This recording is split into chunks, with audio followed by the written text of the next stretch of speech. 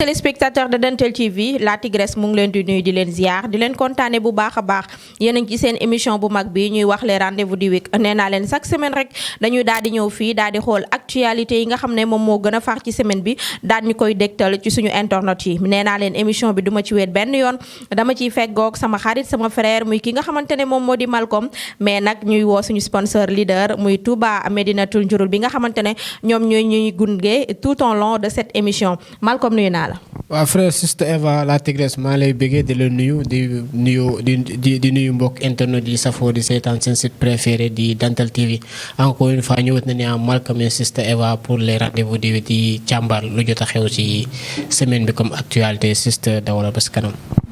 ok ca noonee rek lañ koy doolee coow li nga xamante ne ñii di waa D-Media am nañ ko CNRA ñoom ñoo leen dànkaafu ne leen seen édition spéciale boobu ñu defoon ci la ndaw yi sénégalais yi bi ñu ko seetaanee nag loolu moom moo leen may doole ba ñu wàcc ci territoire national bi di def li nga xamante ne moom moo di manifestation pour daal di dakkal li nga xamante ne moom moo di couvre-feu bi est-ce que aussi tamit édition spéciale bi nga xamante ne waa D-Media def nañ ko est-ce que loolu moom moo tax ñi nga xamante ne moom moo di ndaw yi daal di wàcc sur le terrain est-ce que ndaw yi tamit ñoom préparé wuñ woon avant que ñi aussi tamit bu ñu fàtte ne D-Media groupe de presse la aussi tamit moom am na droit def ay kiyam Malcolm naka nga jàngatee loolu nga xamante ne waa CNRA kii di Babacar Diagne mu ngi dànkaafu njiitu groupe D-Media di Bougane Gueye Dany. waaw sister merci pour la question aussi xam nga rek aussi nu ñu ko waxtee waa CNRA yàgg nañ def ni si mel et puis tamit dañ leen di jaajëfe xam nga suñu tonton bu fa nekk Babacar Diagne nga xam ne ñoom nañu dénk lépp lu jëm si audiovisuel fii Sénégal mais aussi man seen décision boobu du ma si ànd ak ñoom dama si man je suis nu ñu ko waxee désaccord avec cette décision parce que man mënu ma gëm ni carrément loolu moo incité peut-être benn manifestation boo xam te ne jot na fi am ba lu si xew si xam nga parce que nu ñu ko waxtee D-Media presse la comme yeneen presse yëpp xam nga te presse aussi tamit da nga am sa originalité yow yaa war a xam loo xamante ni yaay gérer sa programme yow yaa war a xam comme genre édition wala yan thème nga war a mën a waxtaanee mais tey jii nii si Sénégalais dañoo génn manifester peut-être est-ce que tamit tey jii nii du nguur gi lu mu warloo woon ak population bi la deful tey jii nii faute bi du foofu faute bi c'est ailleurs quoi. mais bu ñuy jël faute bi ne carrément nit ñi manifester nañ groupe de presse bi moo tax wala édition bi moo tax wala thème bi moo tax yaa ngi comprendre mais Sénégalais yi Sen TV ñu defoon nu ñu ko waxatee débat édition spéciale débat si loolu ñu ñàkkoon ko def mais boo xoolee une partie de la population du Sénégal yaa ngi comprendre amoon nañu ras-le-bol sonnoon nañu ba si kaw loolu sax avant Sen TV amoon na ay kii mouvement citoyen ku si mel ne FRAPP dégage ay aar lu ñu bokk ay ñoo lànk ñoom defoon nañ communiqué woo presse bi wax si ñu ne carrément stop couvre-feu dafa doy état d'urgence dafa doy n'est-ce pas kon ñooñu njëkkoon nañ ko def peut-être sax avant la Sen bi nga xam ne kon c'était une demande sociale parce que sénégalais ñoo dem ba benn instant sonn seen kër yi amatuñ lu ñu lekk liggéeyatuñu normalement ba ànd ñoo xam ne dañoo amul slogan na bu ñu coronavirus reyulee xiif dinañu rey loolu kese la woon parce que sénégalais yi ñoo dem muñ ba xam ne mënatuñu muñ après ñu fipp nit ki nag boo ko poussé ba si mur ba ala kulli moom day fipp quoi dalay woon boppam loolu la kese mais dire que Sen TV la loolu peut-être y a quelque chose qui est derrière quoi moi je suis pas d'accord parce que man gisuma Sen TV dérapé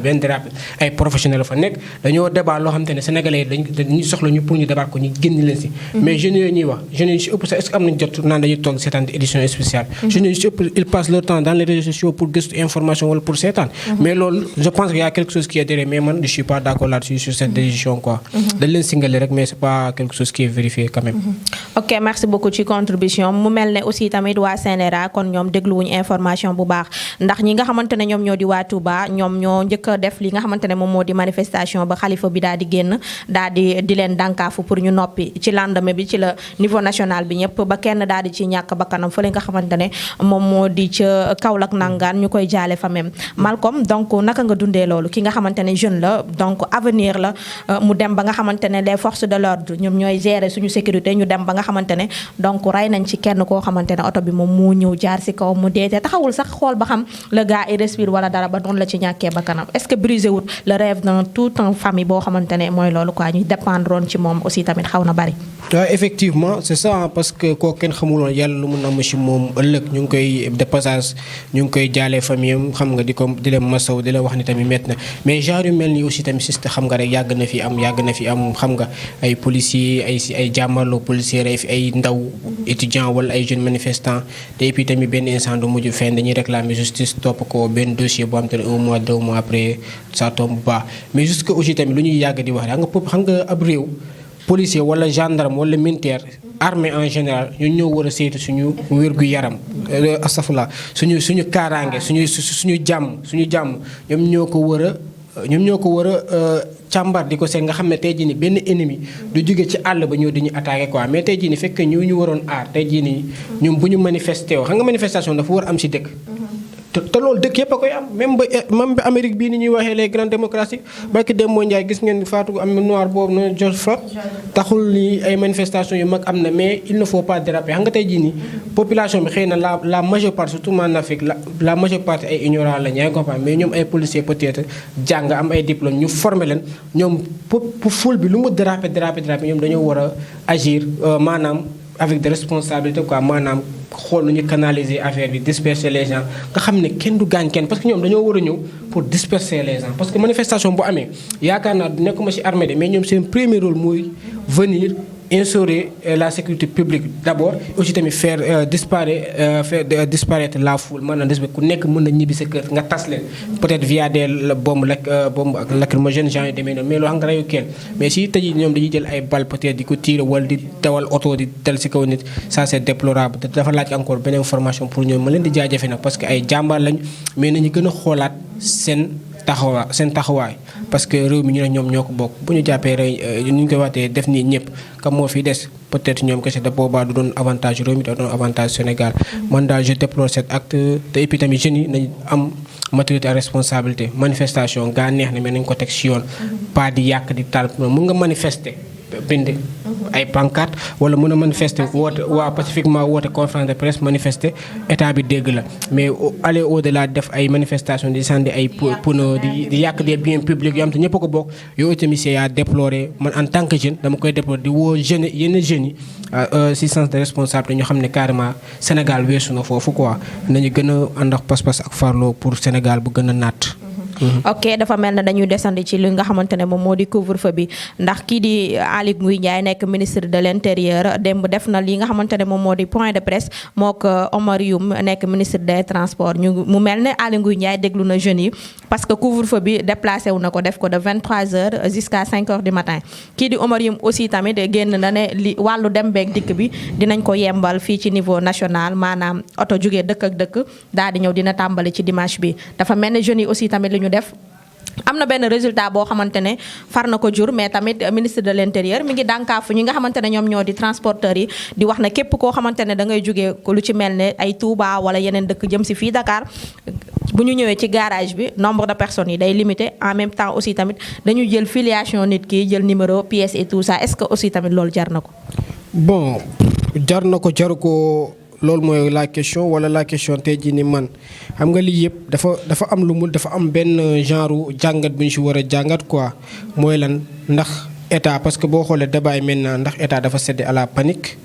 wala tey jii dafa def lu ko wala dafa déglu sa population bi quoi c'est ça la question mais tey jii ni man damay bokk ci ñoo xamante ni dama naan état dafa cédé à la pression yaa ngi comment pression bu ko gars yi yéen moom la cédé parce que am na si ñoo xamante ne dañuy taxaw naan non dafa déglu population bi parce que boo xoolee y avait eu des événements antérieurs yoo xamante ne tey jii amoon na ay quelques manifestations lu xewoon fële ca waa Léona Niassène xam nga affaire ubbite jumaa yi loolu ba mu xewee su ma jumbul 2 jours lañ si teg après ñu fexe ñu ubbee jumaa yi yaa ngi comprendre ak marché yi lii tamit ba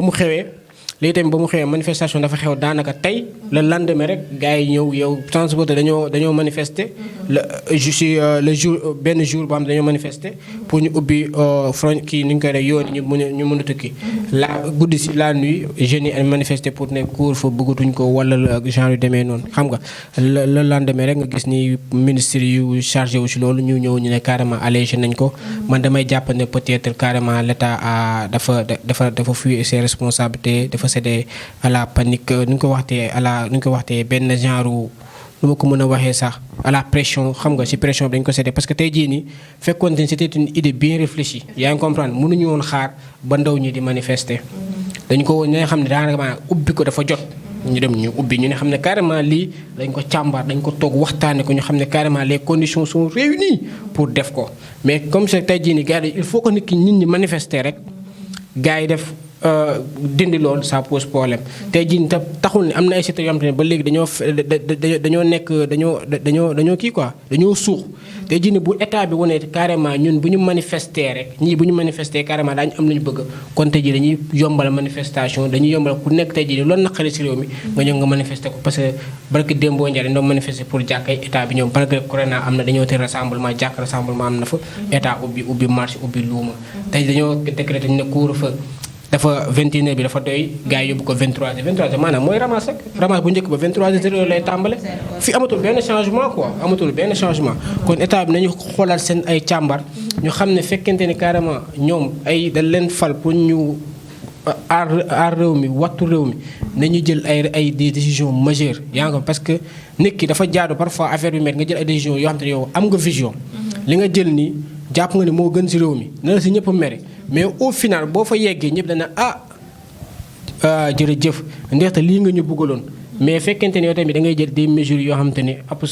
da ngay jël mesure waaw jël naa mesure nii rek toog naa waxtaan naag de certes naag yenn leaders internationaux yi lii moo gën naa ko def sama population bi tàngal nañ ma bàyyi kon ça prouve que y a beaucoup de manquements te damay jàpp ni tamit dama bokk si ñii di gëm ni l'état fait des tâtonnements quoi jusqu'à présent defuñu fi dara loo xamante ni daf leen woon ne ñoo am nañu engagement pour stopper le Covid-19 wala combattre le Covid-19. ok Malcolm ci tâtonnement boobu laay des ndax ku ne xam na ne école réouverture yi mu ngi waroon a nekk le 2 juin état bi nag ñenn ci sénégalais yi dañ doon wax ne pourquoi pas mu def li nga xamante ne moom moo di année blanche parce que élèves yi jànguñu loo xamante ne dina leen permettre ñu def seeni examen mais dafa mel ne état bi dégluwul leen ne le 2 coûte que coûte élèves yi def examen dañuy rejoindre seen classe mu mel ne ñi nga xamante ne ñoom ñoo di les enseignants dem bi dafa metti woon ci ñoom parce que ku ne gis na fi ñu leen doon jëlee ci Dakar dem dikki ci seen terminus yi fa lañ doon dem rassemblement bi ñu doon bañ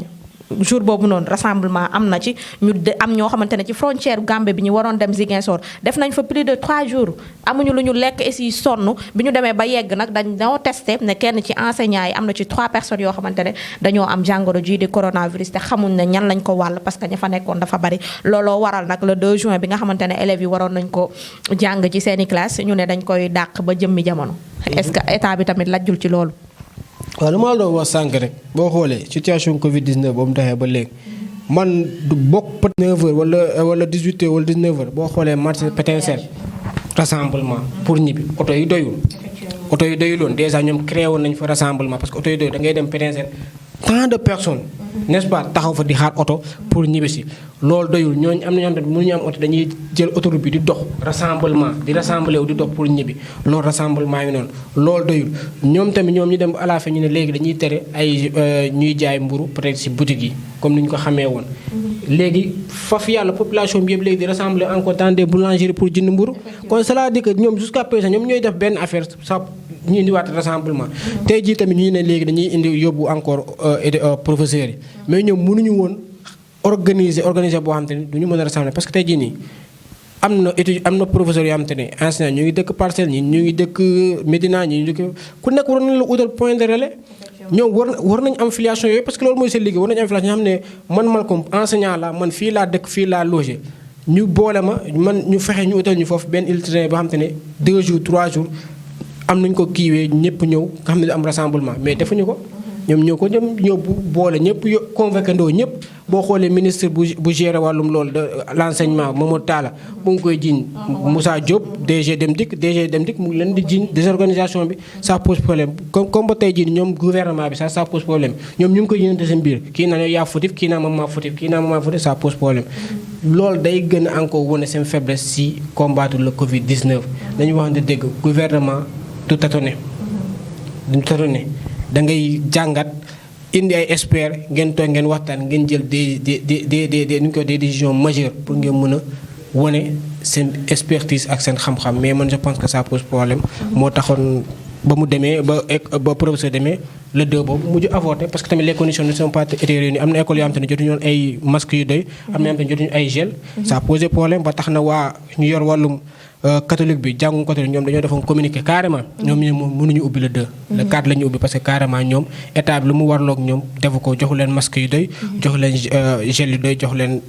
sio pour peut-être raxasu gens yi demee yu doy ça pose problème. ok merci beaucoup Malcolm ci contribution bi mu mel ne kii di Assane Diouf dellooti na ca këram ndax moom prison la def lii nga xamante ne moom moo di kër jël si nañ ko ci këram ginnaaw benn live bu xamante ne doon na ko amal ci këram ay côté 6 heures du matin ci la waa DIC daal di koy ñëw jël si ndax dafa jël ay kàddu yu ñagas daal di koy teg ci ki nga xamante ne moom moo di njiitu réew mi donc ba tey ci justice bi tamit kii di Bougazali tamit bàyyi nañ ko de. Bougazali may nañ ko liberté provisoire te tamit moom tamit lu ñu ko doon toppee wàllum faux billet mu mel ne aussi tamit état bi dafa mel ne affaire de kumba am nday ak kumba amul nday la parce que Bougazali naka lañ ko mën a bàyyee ci liberté provisoire te fii Sénégal da ngay sàcc nu mu tudd ginaar ñu tëj la peine bu kii nga sàcc ay milliards 1 mois sax doo ko fa def Ngaaka Blindé ñaata yoon lañ ko fi jàpp ci faux billet sénégalais ñaata yoon lañ ko ñaanal taxul woon ñu bàyyi ko et tant d'autres ma ci jël benn exemple mooy le cas de Abdou Karim Gueye xurum xaq bi nga xamante ne instant bi teg nañ ko moom lañ gënoon a war a may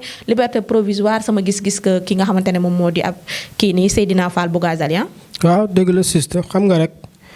gouvernement bi moom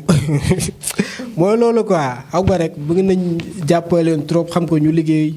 xam nga mais ça pose toujours ça pose dafa am ay manquement ay problème quoi te boo xoolee gouvernement Macky Sall bii nii de quoi qu'on puisse dire xam nga même boo xoolee élection ba ñu demee élection sax ñu bëri dañu doon kaas y a pas de justice y a une justice xaw ma double vitesse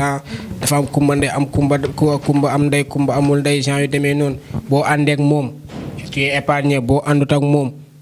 au ñuuf yaa ngi comprendre ça pose problème tu vois. parce que tey jii nii xam nga rek juste dafa nekk lu indépendant aussi tamit mais malheureusement nous en Afrique xam nga mooy loolu parfois da ngay ree ba tas quoi tey jii nii nu ñu koy waxtee Assane Diouf dafa doon def live comme tout ak sénégalais boo xam te ne da ngay am envie wax parce que tey jii nii àdduna on est au 21e siècle bu njëkk ba pour nga wax sa naqar il faut que nga dem RTS wala nga ñu invité le plateau télé mais léegi xaaraloo war nga am parce que yow yaa fal Macky Sall peut-être yaa ko fal yaa ko wax mu liggéey war na déraper wala mën na ñàkk liggéey nga ne ko carrément man ànduma si li nga def mais amoo télé bu lay invité wala xaaroo invitation mun nga koo def live waaw mun nga ko def live liberté d'expression aussi tamit mais tamit nag d'accord liberté d'expression aussi tamit ne veut pas dire insulter les gens parce que man Assane Diouf man peut-être man waaw institution la quoi Assane Diouf la n'est-ce pas peut-être moom c'est sa façon de faire quoi c'est sa façon de faire tey jii nii man dama naan moom buy live man damay xool lu ma si amal njëriñ dëkk yi ma jëriñoo ko mais carrément aller jusqu'au insulter le président de la République ça c'est ay gros mots la quoi loolu xel mënu ko xalaat xel mënu ko baal mais aussi tamit nañu xool forme bu ñu ko jàppee aussi tamit dafa man jànguma justice jànguma droit mais aussi tamit ñoom tey jii nii nu ñu ko waatee nu ñu ko seetaanee live nu ñu ko jàppee nu ñu ko jëlsee man lu may ñaawlu la quoi parce que sénégalais la dawul demul fenn mën nañu ko jox convocation mu dem jëli moo gën ñu koy fekk ay xaaju guddi fa avec sa famille ay say doom broyé ko noonu pëtamee ko noonu génnee ko n'est-ce pas benn sax mu soloon saa tubéy bu ndaw genre xaw ma ndax moom la demee wala demeewul noonu ça pose problème waaw mu naa bàyyi leen ma sol sama tubéy ça pose problème man c'est ça quoi forme bi loolu la mais tamit bu ñu demee si Bougazali mooy loolu rek lu ñu doon wax rek parce que tey jii nii gisoon nañ fi kii Ngaaka Blindé gisoon nañ fi Aline kii Khalifa Sall affaire 1 milliard n'est-ce pas def na mais lan moo gën a garaaw dans une république loo xam te ne lavage de billets faux billets lu gën a garaaw lool mais kii Khalifa Sall ñaata ñu ngi koy laajal liberté provisoire def na deful ñoom la foofu man nekkuma ci dossier bi ci justice la quoi mais dañuy waxtaan nii rek waaw dem na dans tous les juridictions nationales internationales cour d'appel lépp dem na fa pour ñaan liberté provisoire fépp gars yi nanguwuñ ko may dañoo toog teeku presque 1 an ak poussière après ñu soogaa di ko génnee par grâce Ngaaka Blindé ni ki noonu Abdou Karim Gueye xurum xaq lu mu wax barki dem moom naqar la doo waxee parce que dañ naa nit ki sax waroo ko jugé si naqar parce que moom instant peut-être ba muy def live dafa nekkoon ni ko amee fa mer wala si yeneen anam la nekkoon instant sax waroo ko woon jàppee loolu parce que dañ naa nit ki bu meree lu mu wax jéggal ko waaw mais te évidemment moom lu gën a garaaw lu gën a paradoxal moom lu mu doon kaas après 2 jours gouvernement daf ko def mais nga jël kooku nga tëj ko te ñun ñi xam ne Abdou Karim Gueye instant ñu mu ngi def l'activisme mais ñun xam nañ wérgu yaramam demeetul noonu ñu téye ko 3 mois mais Bougazelli bon mouvement présidentiel la bokk jàpp nañ ko fii mu doon def ay lavage de billets si su ma juumul si dossier bi tamit amoon na nu ñu koy waxatee comme naan di doon jéem a corrompre ay policiers naan leen kaay dama jox leen xaw ma combien de millions pour ñu teel affaire parce que loolu avocat am waxoon su ma juumul Maître El Hadji Diouf su ma juumul n'est-ce pas kooku nga ñëw ne rek un bon jour ne rek nga génne ko sa yow déjà gars yi naan la sa réew mi amul justice wala justice bi dafa weng nga leen koy may quoi léegi damay indi rek juriste yi ak ñu jàng droit dañu gën a bàyyi si loolu parce que réew moom bu presse ak justice wengee rek maa da day taane de wax dëgg fa yàlla bu juste ab réew moom bu presse nee nii xalangu si suuf justice xalangu bee côté ab boobu réew moom dina doy waar trop wax dëgg fa yàlla quoi sa contribution am na solo dafa mel ne sax loolu li sénégalais yi doon wax ñoom aussi tamit dañ ko dëggal parce que biñu jàppee Bougazelli ñenn ci sénégalais yi ñu ngi naan est-ce que dugg na prison est-ce que tëraluñ ko ci benn hôtel boo xamante ne bëccëg bi la fay nekk bu guddee mu dem ci ay njabootam donc à vous de juger rek peut-être li sénégalais yi doon wax dafa mel ne dafay nekk dëgg parce que niñ ko mayee liberté provisoire te am ñeneen ñoo xamante ne war nañ ko koo may dañ koy daal di tëjee ci coowal Abdoul Mbaye bi nga xamante ne mu ngi traîner kii nga xamante ne moom moo di Aminata Tall en justice ci li nga xamante ne décision bi nga décret présidentiel bi nga xamante ne son excellence def na ko pour jox ki nga xamante ne mooy Aminata Tall une valeur de 6 millions par mois aussi tamit te loo xam ne liggéeyu ko donc Malcolm sa contribution ci loolu ñu daal di tëj émission bi defoon naa ko yaakaar naa RV kii rendez-vous bi passé defoon naa contribution bi amoon nañu bëri tamit ne ma carrément tu as li nga wax noonu la dafa yomb genre demee noonu quoi mais dama wax rek parce que réew moom dañuy jaajëfee ñoom Abdou Mbaye parce que ñoom ñooy opposition ñun lan lañu mën peut-être ñun ay animateur lañ wala ay presse lañu mën pour wax suñu xalaat rek yaa ngi comprendre mais ñoom ñoo war a gunge askan bi parce que peut-être ñoom ay milliers de personnes ñoo nekk seen ginnaaw gëm na ñu nekk ay opposants aussi tamit dañu yàgg tamit seen trio boobu muy Abdoul Mbaye Mamadou suma juumul mu Diallo xaw ma ak kii Thierno Alassane Sall trio boobu xam nga tarkaal la quoi ñoom yàgg nañ di fësal seen bopp si yoo xam te ne ce sont des questions yoo xam te ne intérêt public la quoi parce que même boo xoolee dossier Franck Timis mi tamit demoon nañ porter si plainte mais ba léegi naada gisaguñ si dara wala presse bi déggaguñ si dara gisaguñ ci dara mais taxul tamit ñu xaddi parce que loolu la dans la vie même tey jii nii même peut-être yow fu nga yaakaar boo fa demee doo am dëgg mais nee na fii nga mën a jaar pour am dëgg mais yóbbu dem fa rek et puis tamit gis nañ tamit ñu yóbbu dossier boobu Cour suprême pour dénoncer pour ñu wax ñu tamit nañu annuler décret boobu xam nga parce que tamit de quoi qu'on puisse dire décret boobu amul yoon ñu ko fiy def n'est-ce pas parce que loolu moom xel mënu ko nam parce que damay toog parfois di ko xalaat damay toog nii man kese di ko xalaat mën naa lii est-ce que lii lan la mën a nekkee Sénégal bi ñu nekk ñi naan courant dafa cher nañu yokk courant yi ndox dafa manqué nañu yokk ndox yi coronavirus ñëw na kenn liggéeyatul ñu bëgg a jël benn décret jox benn personne boo xam te ne elle gère des millions man gëm naa loolu yaa ngi comprendre gisuma ko nag mais su ma neexee ma ne gëm naa parce que ku nekk depuis Abdou Diouf nga nekk si nguur gi di liggéeyal Sénégal bravo Tata carrément ku ne liggéeyalul Sénégal waxoo lu am man carrément dama koy féliciter liggéeyal na Sénégal parce que kooku ba mu ko tàmbalee liggéey Sénégal man juddooguma kon jàpp naa ne liggéeyal na Sénégal mais tamit aller au-delà léegi ñu yóbbu la ancien nu ñu ko waxtee président de collectivité territoriale environnementale genre yu demee noonu ñu bëgg la jox ay 4 millions 500 genre yu demee noonu te am ay jeunes yu peine pour am ay bourses am jeunes yu peine pour am emploi ça c'est trop quoi na gars yi jël xaalis bi def ko fu ñu ko war a def quoi c'est mieux il ne faut pas aussi ngay enrichir les riches il faut essayer de rendre les ngay fexe ngay créer yeneen richard wala yeneen millionnaire maanaam nga fexe ñu amul ñi doomu baadoole yi ñu amul ñi nga fexe nooy créer ay entreprise wala ay emploi ñoom tamit ñu mën a tedd am dara mais bu jël xaalis bi rek wengal ko ci côté ñu riche ñi ba pare nga leen di yokk xaalis amul benn sens quoi et aussi tamit ñu ngi toog di xaar ñun waa Dental TV daañu topp kii boobu dossier boobu xool lan la ci justice waaw lan la ci justice di wax te am nañu élément bu ci mel bu nekk suñu site sax gars yi mën nañu ko suivre quoi mais ñun waa Dental TV incha allah daañu ko gën a topp xool lu muy jur quoi incha allah. waaw juste encore jaajëf di la jaajëfe bu baax a baax si émission bi yaakaar naa aussi tamit neex na. tey nag dama xaw a kii quoi tey moom tàng moo quoi xaw ma nu mu demee noonu quoi. waaw xam naa xooy la lu mu wax. daa mel ne DG moo la laal de. ah du ñàkk DG la quoi kenn dama tàngal quoi xam naa du ñàkk loolu quoi ma koy jaajëfal bu baax aussi moom DG Baska xam nga et puis tamit ñu si profité waale di defal lancement mouvement boobu BAS ñu am ay kii suma juum le 13 waaw war a dem foofu jàppale kii yi nu ñu koy waxtee les enfants ñoo xam te ne seen parents yi peut-être nekkatuñu dans la vie dañoo génn wala ñoo xam te ne seen yaay da leen jur sànni leen mais pépinière boo fa nekk dañu fay mouvement am daal ak ay nitam daañu fa dem le 13 incha allah yóbbu fa ay don ay ceeb ay meew ay diwlin xam nga ay genre couche pour jàppale leen ko aussi tamit ñu si profité di profité di woo képp autorité buy seetaan émission bi wala képp nit boo xam te ne yaa ngi si seetaan émission bi rek